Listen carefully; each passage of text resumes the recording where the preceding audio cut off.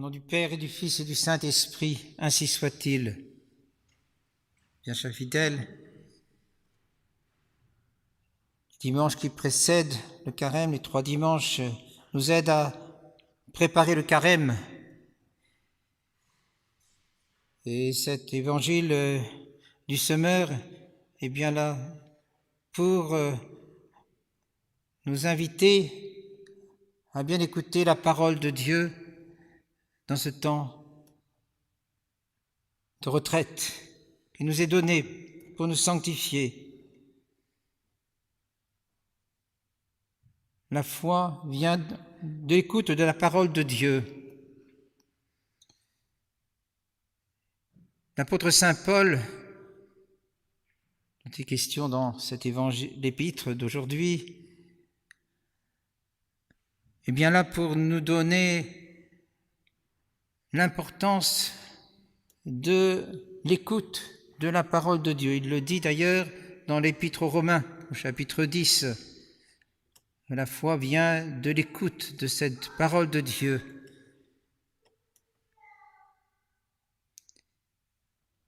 Cette nécessité d'entendre la parole de Dieu repose sur la doctrine de notre Seigneur et de son Église, qui ne fait que rappeler l'enseignement de notre Seigneur, aidé du Saint-Esprit.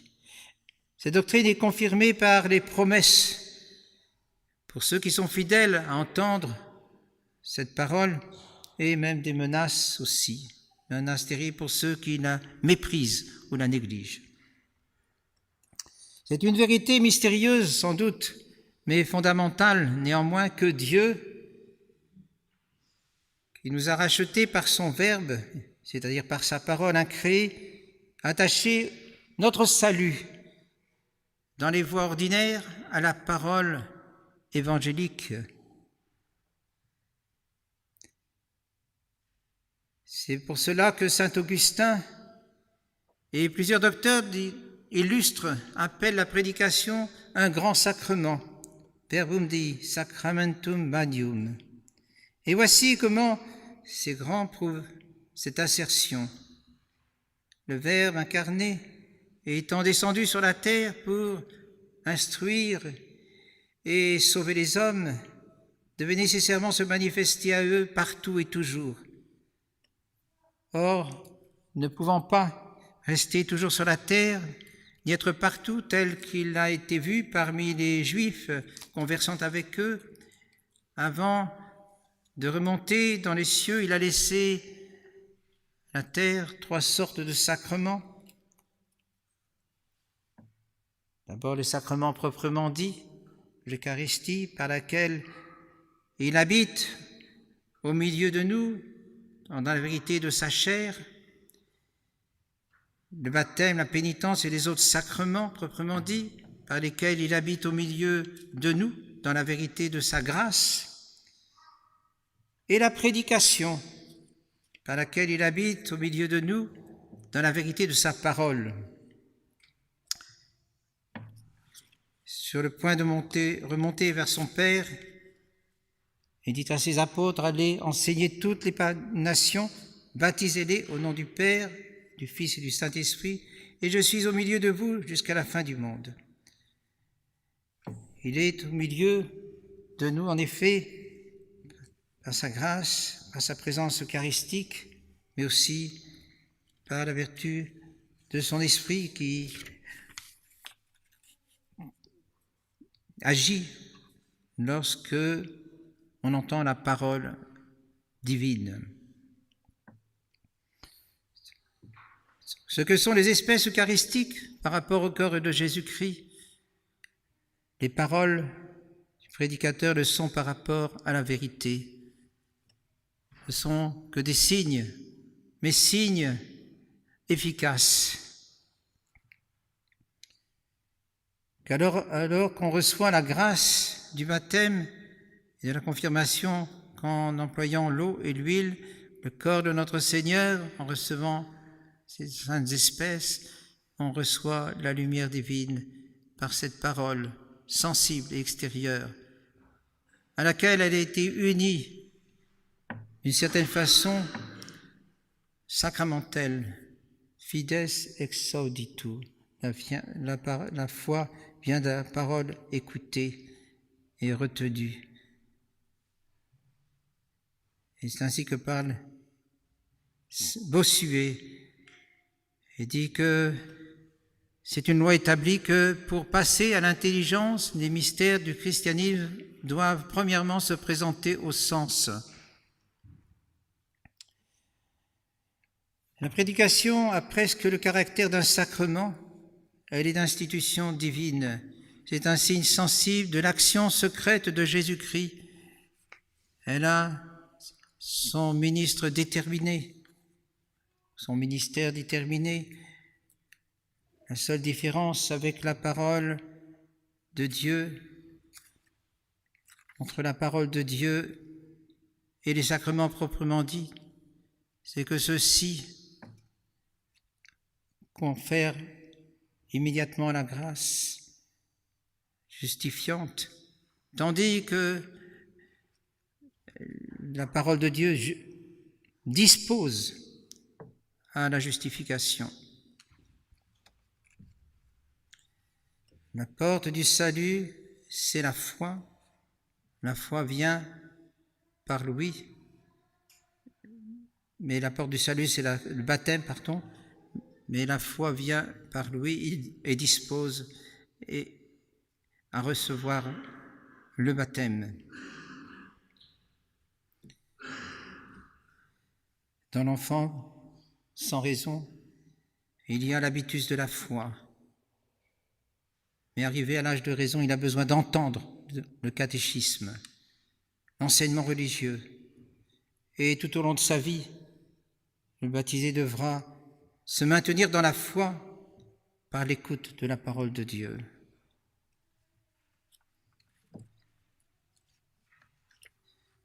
Notre Seigneur a attaché ses grâces de foi, d'enseignement, d'illumination intérieure qu'à la prédication.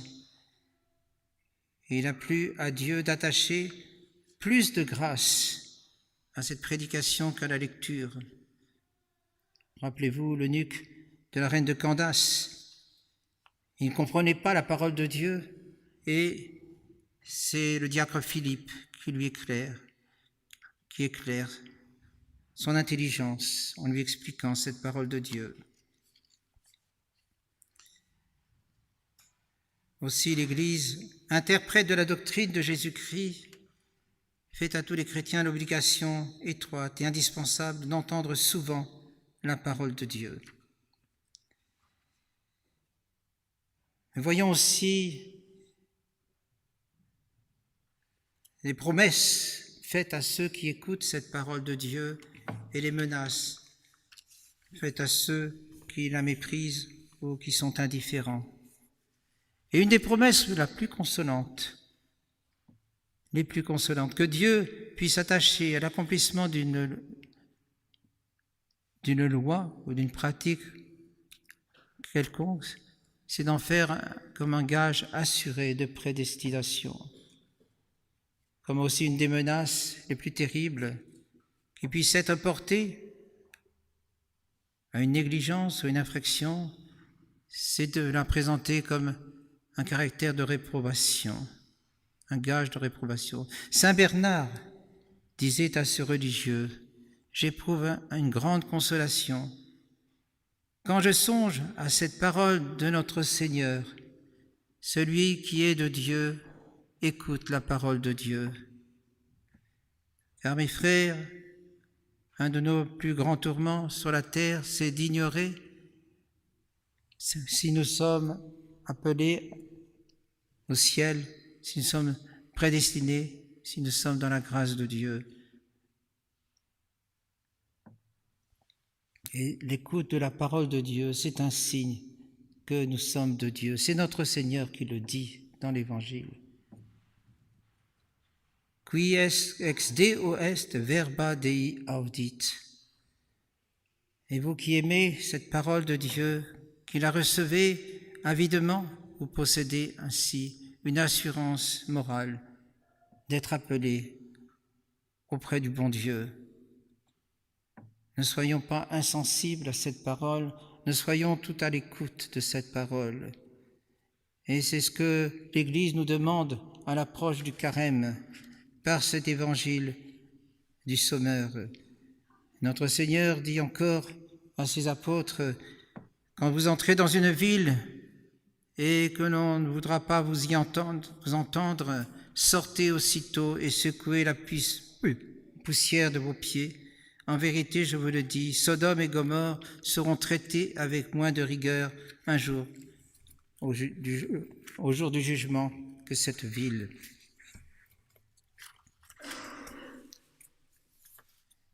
Eh bien, chers frères, notre Seigneur nous a expliqué cette parabole. Il nous a dit justement quels sont ceux qui ne profitent pas de cette parole.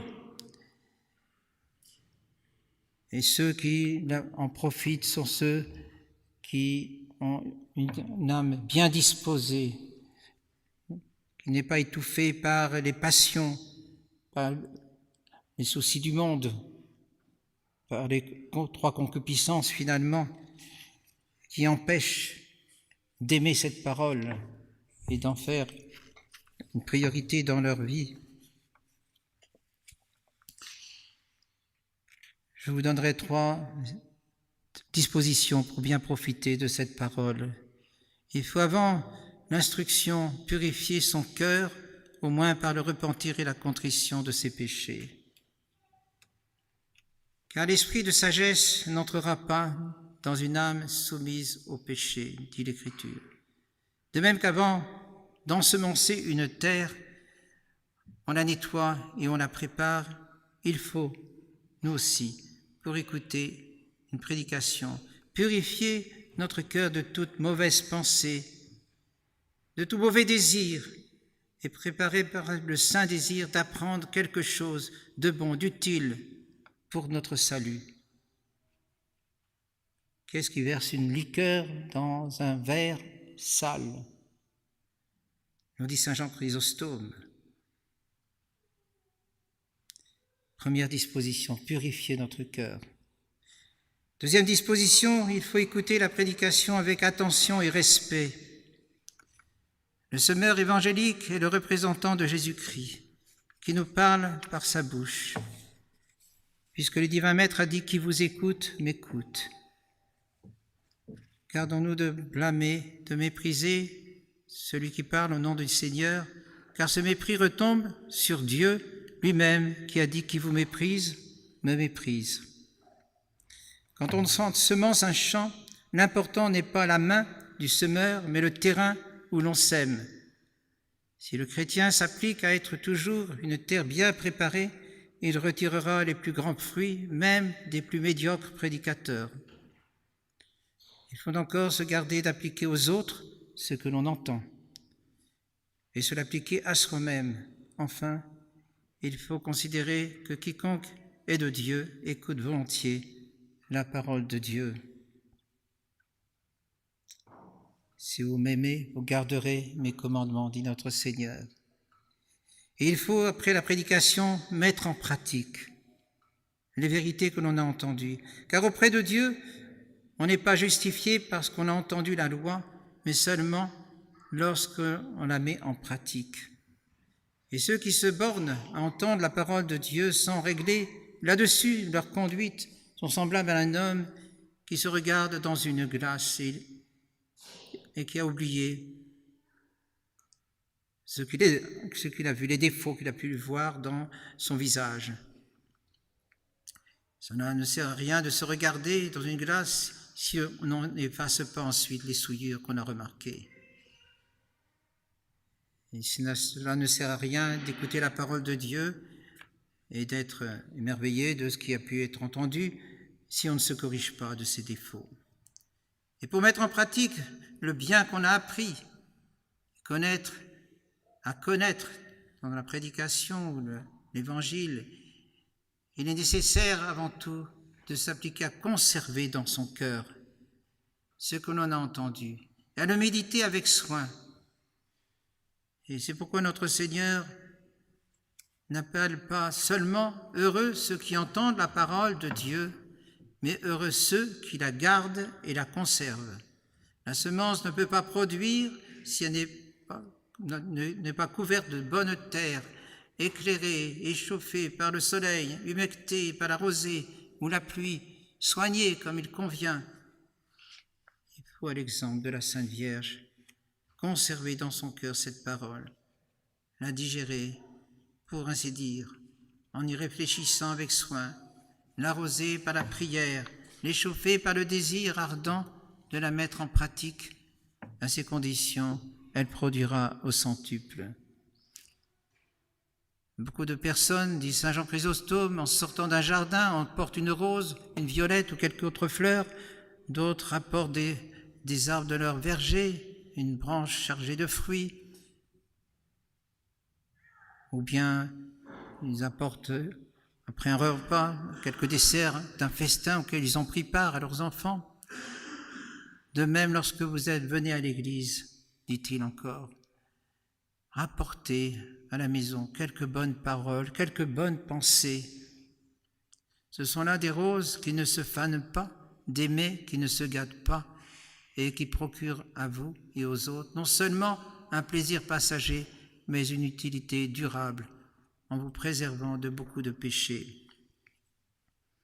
Nous venons de fêter Notre-Dame de Lourdes et dans les oraisons hier, nous demandions la grâce, la santé de l'âme et du corps. La santé de l'âme, c'est la plus importante. Bien, cette santé de l'âme, nous l'obtiendrons, certes par les sacrements, mais aussi par la parole du bon Dieu, que nous écouterons avec avidité, dans un cœur bon, avec patience. Elle portera du fruit. Et dans le prochain carême, et dès maintenant, pensons à bien profiter avec la très sainte Vierge Marie, avec son aide, avec la grâce qu'elle nous obtiendra, de tout ce que nous entendrons de la part du bon Dieu qui nous parle par la voix de ses ministres et qui nous parle bien sûr par l'Évangile, mais aussi par ce que nous entendons. Fides ex auditu, la foi vient de la parole écoutée, entendue, au nom du Père et du Fils et du Saint-Esprit, ainsi soit-il.